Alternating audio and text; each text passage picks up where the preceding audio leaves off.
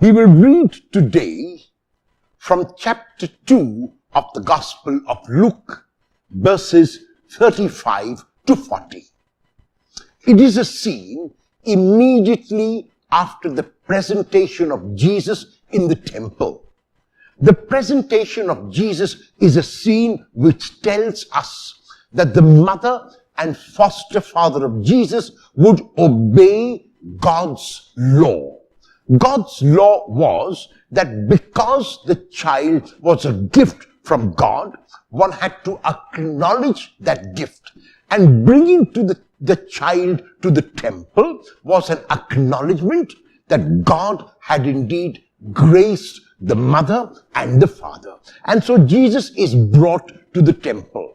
As soon as he is brought and presented to God, Simeon comes and sings his Nunc Dimittis, which means that the Lord can now let Simeon go because he has set his eyes on God's salvation. Following the scene is the scene that we will read about today, is the prayer of Anna, who was a prophetess. She was a woman who came into the temple at the moment that the child was being given up, the child was being presented, and she speaks about the deliverance which this child would bring about. Anna, because she was open and close to God, because she spent her time in this awareness of God's presence, was able to recognize in the child the Messiah whom the child would be. And Anna was aware that people were waiting for the Messiah to redeem them. It was this Messiah who would show them a new way of life, who would show them a new way of living that Anna spoke about. She was able to recognize in Jesus all that he would do and all that he would accomplish as God's only Son.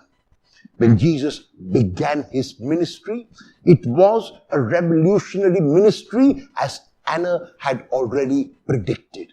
And this ministry was a ministry which turned the world of people upside down, because it was a ministry which said that love takes precedence over law, that rules and regulations had to be followed only in as much as they led to love, that the 10 commandments which were given by Moses was summarized in one commandment, which meant love of God by loving neighbor. Anna was able to see this in the child Jesus and prophesied about it. The child lived exactly as she had prophesied. Will you, as a disciple of Jesus, live out his message of love today? How?